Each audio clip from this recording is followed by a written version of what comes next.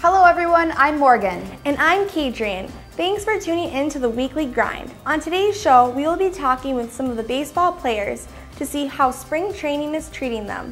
And we will also get some details on the SJU rugby team going to nationals. That's right, Kadrian, but first, let's talk about sex, baby. As many of us know, last week was Racial and Sexual Awareness Week. Anna Skemp will be giving us the inside scoop on some of the events, and we'll get down and personal with some of the CSB SJU students. This is going to be awesome. Stay tuned.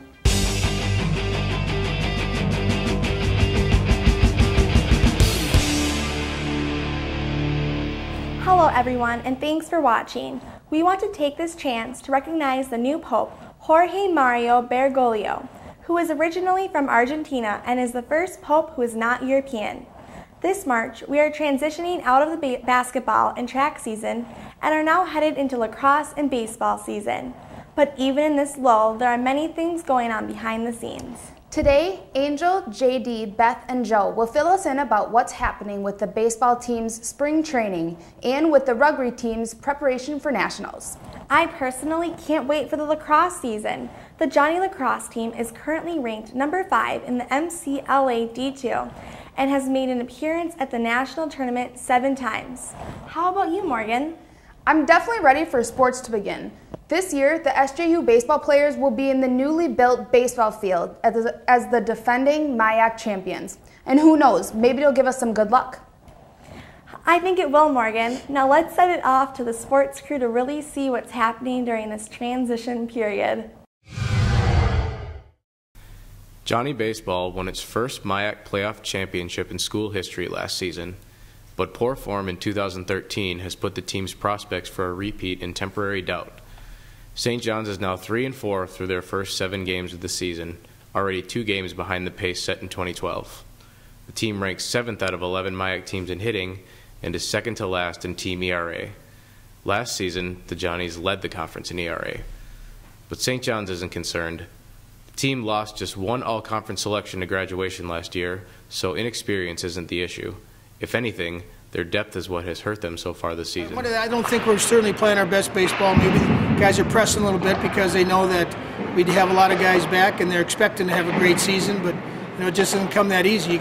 The biggest problem for the Johnnies so far has been their inconsistency. They started the season with a pair of 2-0 losses that saw the team struggle for production at the plate. In their next game, they put up 10 runs. St. John's pitching has been suspect as well. After allowing just 10 runs in the team's first 4 games combined, the Johnny staff has since surrendered 10 or more runs in 2 of their last 3 games. Yeah, I think it's a huge mental thing because we were returning everybody from last year, so physically we should be fine.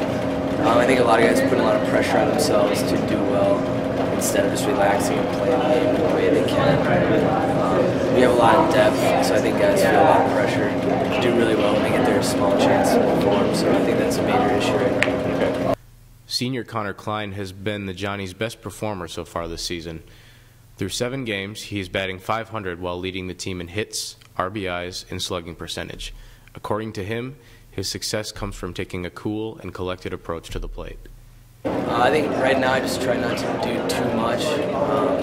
I don't put a lot of pressure on myself because I know it's a long season still. Just take it 1 pitch at a time and not try to do everything in one at bat or strike everybody out. St. John's is anxious to rediscover the form that saw them advance to the NCAA tournament in 2012. The team will need players like Klein to continue to step up if a repeat performance is on the agenda for the Johnnies this season. Another player that will bolster the team's postseason aspirations is senior center fielder Alex Powell, who missed all of last season with a wrist injury. Powell was an All-MIAC first-team selection as a sophomore in 2011, but his return to the lineup this year has been delayed by a nagging quad injury. He hopes to get back on the field for St. John's as quickly as he can, but for right now, he's unsure of when that will happen. I guess it's hard to say because it gets sore with the different therapy stuff that I do. So that, and then also I'm going to have this whole week off until spring trip, so I'll be able to do stuff then. And so I won't really have to push it at all until we actually get on to Arizona. So. St. John's will play one final doubleheader in Chicago before heading down to Tucson, Arizona for their annual spring break trip. The Johnnies went 6-2 during their spring break stretch in 2012 and will be hoping for a similar run of success in Tucson this season. But for now, the team is still waiting for the pieces to fall into place. For The Grind, I'm Joe Mellenbrook, Project 8. Looking good, guys, and hopefully all that hard work pays off and we come up on top this athletic season. While waiting for the sports to be in full swing, take a chance to attend some events around campus. Last week was Racial Awareness Week. Speaker Tim Wise visited us here at CSB SJU and gave a moving talk about the racism in today's society and how to approach conversations about race. Also, since this month is Women's Month, there are a lot of different things going on here at CSB SJU. Last week, Saima Wahab, the keynote speaker for Women's Month, spoke on campus. Saima is one of the only female Pashtun translators in the world and has worked in the Army as a cultural advisor. And next Tuesday, the 19th, is Natural Beauty Day, where women are encouraged to go makeup-free for the day and embrace their natural beauty. T-shirts for the event are available at the Institute for Women's Leadership office. This should be a prideful month for all you Bennies out there. Other things coming up this month include the continuing AKS book drive, which ends April 12th. On Monday, March 18th, the poet Marie Howe is appearing for a guest reading at the Gretzky Family Theater. Also, you can now purchase tickets for 13 Pines. You can find the tickets on the CSB SJU website, and they are $5 per person. So get ahead of the game and buy your tickets for 13 Pines soon. Now let's look back on some of the interesting history of Women's Month. Thanks, guys. March is Women's Month here at CSB SJU, an entire month allotted to celebrating women's issues, histories, and leaders. The entire month is filled with events and speakers designed to inspire Bennies and other women to reach their full potential.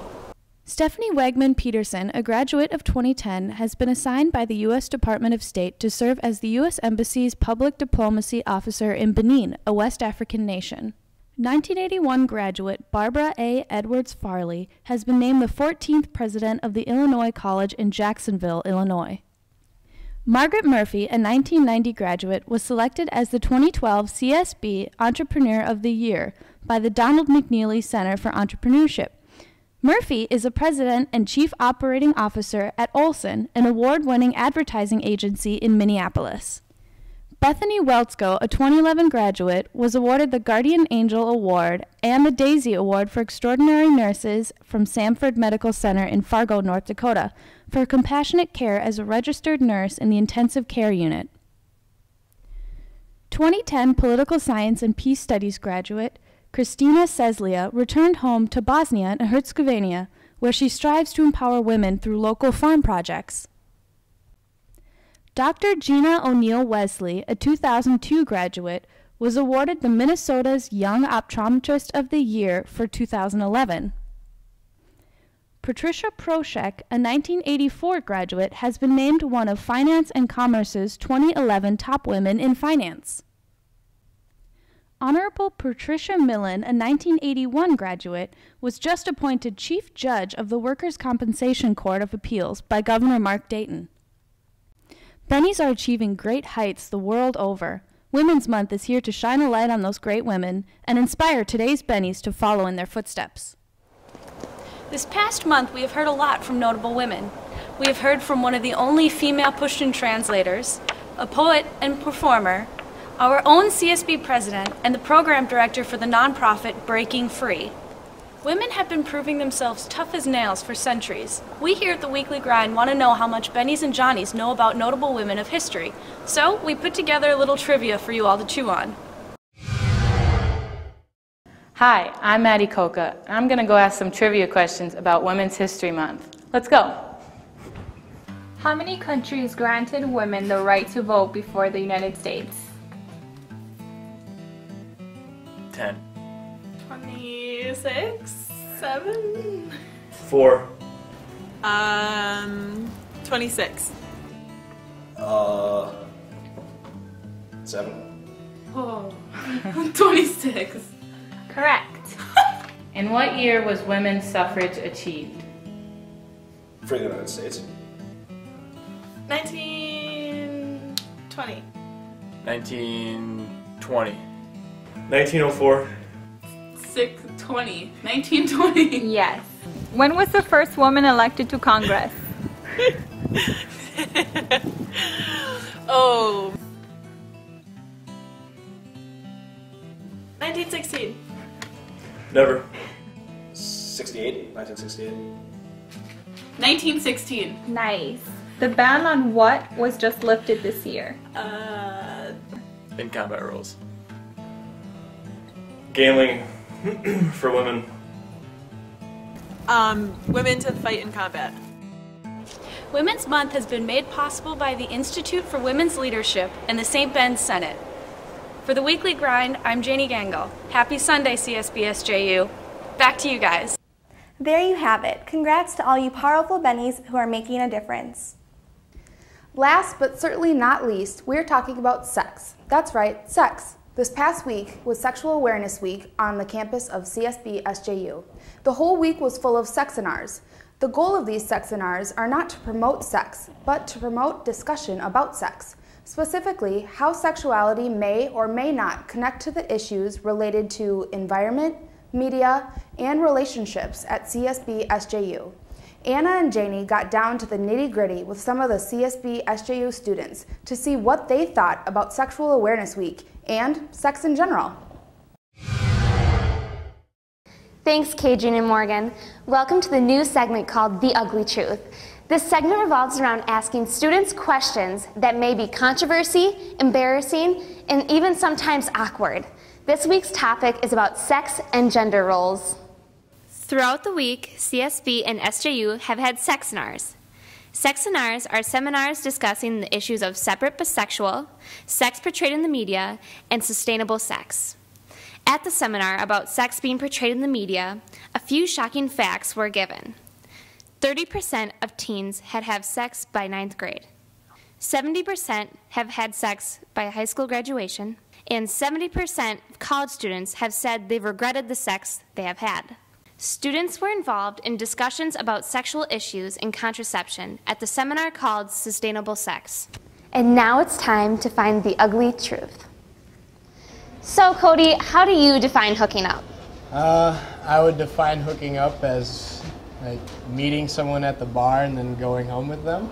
I would define hooking up by like anything, like making out all the way to sex.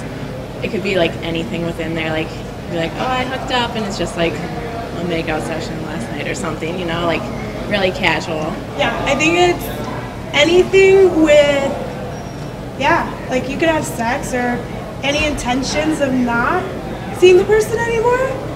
So like a hump and dump kind of thing. For me, hooking up can be anywhere from making out to having sex. Jen, when someone tries to pick you up, where do you draw the line between creepy and cute? I think it's cute when the guy is cute, no matter what, but sometimes if they don't leave you alone, or it's very obvious after like 2 minutes that you are not interested, then it gets a little bit creepy. And if they ask you outside your window and you don't know that they're there, it's probably creepy. I would say cute is when someone just wants to know how your day is going, gives you a nice smile, but I would say I get creeped out if I look and then I find them staring at me before I see them. Well, cute's just kind of flirting with somebody and just kind of getting to know them. Creepy is when the other person's just not really interested in you, and you can tell that and you just keep going farther and farther. What's your best pickup line? Go for it. I had a guy come up to me and give me a now and later and goes, you can have me now or later, and winks and walks away. We found out that hookups mean different things to different people, and some of the pickup lines here are not the best, but that's the ugly truth. Back to you, ladies. And there you have it, the ugly truth straight from the CSB SJU students. And on another note, spring break is coming up. Just a week longer, Johnnies and Bennies, and we are off for a week-long spring break. I'll be laying in the sun, drinking mojitos, not having a care in the world. Good for you, Kadrian. I'll be slipping down my stairs, drinking hot cocoa, and still looking like an abominable snow woman. Either way, we want to hear where you went for spring break. Send in pictures of you and your spring break trips to our Twitter. Tweet us at #thegrind_CSBSJU. and we may feature you in the next show. Well, that's all for tonight, guys. Tune in the Sunday after spring break for more campus news, interviews, and the ugly truth. Good luck on midterms to all the Bennies and Johnnies out there. We will see you next week, and thanks for tuning in to The Grind.